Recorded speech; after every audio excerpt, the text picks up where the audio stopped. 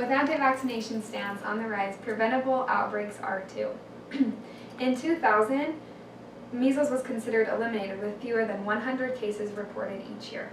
Unfortunately, in 2014, 644 cases were reported. And in 2015, 159 cases were reported in only the first 4 months of the year. It's estimated that in 2015, we bypassed the number of 2014. These cases are preventable with the use of vaccines.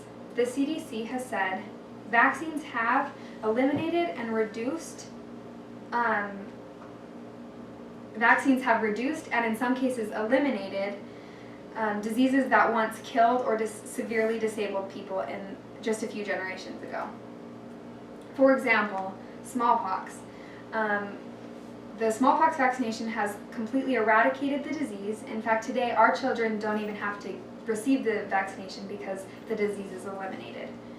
Many people are unaware that there are so many children out there that cannot be vaccinated for various reasons, for various health reasons, such as autoimmune disorders, being born prematurely, or cancer, and then the use of chemotherapies. These children and many others rely on what's called herd immunity. So, what is herd immunity?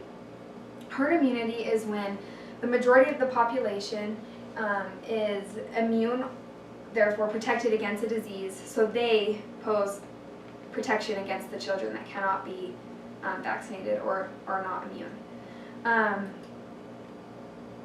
95% of people need to be vaccinated in order for herd immunity to work effectively and at best. So in 2014, there was a huge breaking news report that measles left Disneyland, and then it spread like wildfire. There were actually 128 cases that came from that specific location. 3 of which came to Utah, 1 of which was from down the road, 3 miles at the Orem Walmart while I was pregnant with my little boy. And as many people are aware, measles is particularly harmful to the unborn. And although I've been vaccinated, obviously it still is a threat. And so I found myself anxious and nervous to leave my apartment because of the possible risk or of the possible effects it could have on my child. And I think people are unaware at how far and how wide this spread. It spread into 7 different states and down into Mexico. That's just outrageous and silly that that's even happening and even occurring these days with the type of medicine and vaccinations that we have. So this is Noah. He's a high school student. He was born with an autoimmune disorder that made it so he needed a bone marrow transplant. And because of that bone marrow transplant, he's unable to be vaccinated. So when he finds himself in public places, he has to ask those around him if they've been vaccinated. And if they haven't, then he either leaves or asks them to leave because they pose a potential death threat on him. And I just think that's sad. He should be able to enjoy high school life with a little less worrying and a little more fun, just like the rest of high school students are doing. I think his mom says it best when she says, it's infuriating and it's heartbreaking because it doesn't have to be this way. After all he's gone through, it's just irritating that he could die or get really sick from something that is preventable. To her, it's mind-blowing and that it's even a possibility, and I completely agree. This is Ben. He's 2, and he was diagnosed with cancer when he was 2, leukemia. He was vaccinated before he was diagnosed, but after chemotherapy, it made him so he could not receive live vaccinations anymore. And because of this, he is at high risk for death, and he's a soul. He relies he relies solely on this herd immunity. Because even a mild case of the chickenpox could turn into pneumonia or a bacterial infection that could obviously lead to death. We need to protect our children that cannot protect themselves. So we know where this anti-movement comes from. It stems from and is rooted in distrust of the medical industry. With all this news and all of this publicity about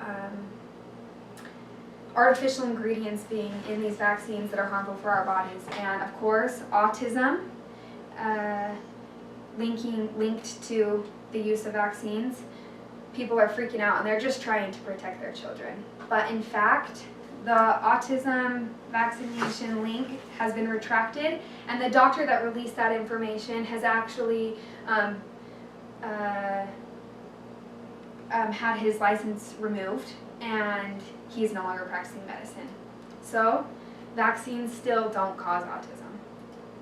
In 2011, scientists did a study with 8 vaccines on children and adults, and they found that with rare exception, vaccines work and are overwhelmingly safe. But it's still unfortunate that this uproar is going to affect us for years to come. This graph I showed at the beginning, I just wanted to point out that minimal outbreaks occur when the majority of our population is being vaccinated. As you can see, in 2000, there's very minimal cases being reported, but as the anti-literature came out, you see the increase in cases and affected children and people. In Africa, of course, they have limited access to information, limited access to vaccines, and limited access to everything we have here. And so 3 million children are dying each year from these diseases. Majority of these diseases are actually preventable with the use of vaccines, but because they don't have access to them, 1 in 5 children are not even receiving them. There's a doctor by the name of George Parada.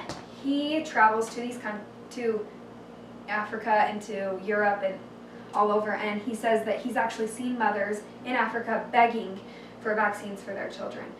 And I just think that's mind-blowing, because we take for granted all this information and this medicine and vaccinations. We take it for granted and we don't use it like we should when people are dying and begging for this stuff. I just think it's important to remember and realize how fortunate we are to even have access to it. This is River, the baby in the bottom corner. He was born prematurely, and so for the first 9 months of his life, he was unable to be vaccinated, and his parents lived in fear of him getting sick and of potentially or possibly dying. Pertussis was on the top of the list because he had lungs that were underdeveloped, and they could easily get infected. And so he is a prime example of someone who relies solely on this herd immunity. And it's just unfortunate that they couldn't enjoy like they should have been able to the first 9 months because they were so nervous about him getting so sick. These children want to live long and healthy lives just like you and I, and so we need to do what we can to help them get there. Noah, the first high school student that I showed you, his mother said and made a really profound statement to these vaccine deniers. She said, "You want to get on your soapbox and yell, 'Do you realize what you could do to my child?